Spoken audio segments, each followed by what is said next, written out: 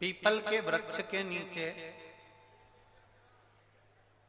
पितरों की शांति है तो कितने चावल के दाने चढ़ते हैं? अगर कोई ब्राह्मण ने कह दिया तुम्हारे यहाँ पितृ दोष है, 1 रुपया कमाते हो, 1.25 रुपये खर्च होता है, तुम्हारे पास में पैसा टिकता नहीं, तुम्हारे यहाँ पितरों का दोष है, तो तुम एक चावल का दाना अगर आप कहे कि पीपल के वृक्ष के नीचे दिया लगाओ, पीपल के वृक्ष के नीचे आप जल चढ़ाओ या महादेव के मंदिर में 1 लोटा जल चढ़ाओ, तो हम कहते हैं ना कि प्रदोष के दिन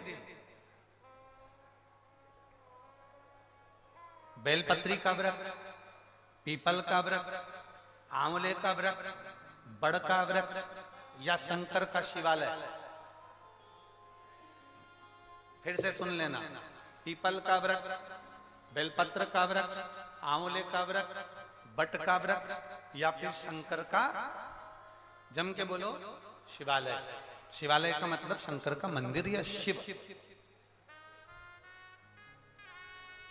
प्रदोष के दिन अगर आपको लग रहा है कि हमारे यहाँ पितृदोष है, बहुत तकलीफ चल रही है, बहुत कोई ने कहा पितृदोष है, कोई कह रहा है पितरों का, तुम्हारे यहाँ ये तकलीफ है, पितरों की ये तकलीफ है, पितरों की वो तकलीफ है, पितरों की ये तकलीफ है, बार बार अगर कोई कह रहा है तो फिर आपको उसमें स्मरण करना पड़ेगा कि हम चावल के कितने दाने भगवान शंकर को समर्पित कर दें कि भोलेनाथ हमारे पितरों को तृप्त कर दें। हम तृप्त नहीं करेंगे, हमारी सामर्थ्यता नहीं है कि हम पितरों को तृप्त कर सकते। आप में से कोई है जो पितरों को तृप्त कर सकता है? संसार में कोई नहीं जन्मा जो अपने पितरों को, अपने पूर्वजों को तृप्त कर दे।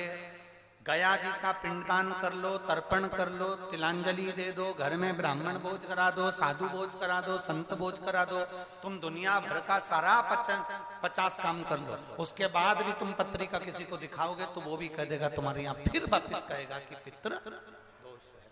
अब तुमने अभी इतना अनुष्ठान करा, इतना पिंडदान करा, इतना तर्पण करा, इतनी तिलांजलि करी, इतना सब कुछ करा, इसके बाद वापिस पितृदोष आ गया, फिर वापिस पितृदोष। क्यों? दुनिया में ऐसा कोई नहीं जन्मा जो अपने पितरों को तृप्त कर। आप अपने घर के लोगों को तृप्त नहीं करते, जो जिंदा है वो उनको बोलो री भाई, जीजियो सही है कि गलत है? जो जिंदा है, माँ बाप अपने बेटे के लिए कितना भी कर ले, कितना भी, आखिरी में एक दिन बेटा कह देता तुमने हमारे लिए क्या करा। बहू के लिए कितना कर लो, आखिरी में बहू कह देगी वो तो जेठानी को ज्यादा करती है, देवरानी को ज्यादा करती है, हमको करती है, अपनी ननद को ज्यादा करती है, बेटी को ज्यादा करती है, बेटी को लगता है कि बहू को ज्यादा करती है, दामाद को लगता है बेटी को ज्यादा करती है, नाती पंती सबको कितना भी कर लो, तुम अपने अड़ोसी पड़ोसी तुम्हारे रिश्तेदारों को तुम कितना भी दे लो, कितना भी कर लो, पर जब ये तृप्त नहीं हुए तो वो बोलो तो कैसे हो जाएगा?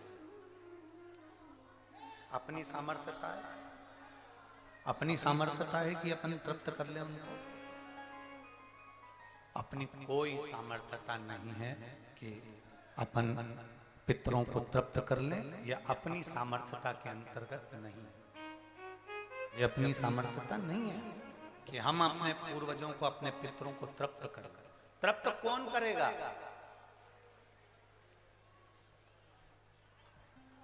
जिनकी शरण में पितृ हैं, वास्तु के देवता भगवान शंकर, काल सर्प दोष के देवता भगवान शंकर, जितने दोष होते हैं पितृ दोष के देवता भगवान शंकर, तो हम तृप्त नहीं कर सकते। अगर इनको तृप्त करेंगे तो देव अधिदेव महादेव करेंगे। आप 7 चावल के दाने, या तो पीपल, बेलपत्र, प्रेशर गला पकड़ रहा हल्का सा, पीपल, बेलपत्र, आंवला, बटवृक्ष या फिर शिवालय, प्रदोष के दिन 7 चावल के दाने आप इन जगह में से कहीं पर भी अगर आप समर्पित कर देते हैं तो उसके बाद आप जो जिंदगी जी रहे हैं और 3 महीने फिर आप अंदाजा लगा कर देखना कि आपने जो 7 चावल के दाने इन स्थान पर अगर आपने समर्पित करे तो उसका फल पितरों को मिला कि नहीं मिला, और उसका फल हमें प्राप्त हुआ क्या। ये वो स्थान है जहां प्रदोष के दिन 7 अक्षत चावल का दाना भी हमारे पितरों को, पूर्वजों को तृप्त कर देता है। कौन कौन सा स्थान वापिस बोलेंगे सभी लोग? पहला पीपल, दूसरा बेलपत्र, तीसरा आंवला, चौथा बटवृक्ष और 5वां शिवालय, शंकर भगवान का स्थान। अब इसको समझना आपके ऊपर निर्भर है। समर्पित शिव कथा का आपने सुना, सुनने के बाद आपने धारण किया तो उसका फल तुम्हें मिला। धारण करोगे तो फल मिलेगा। एक पत्र है, देखिए।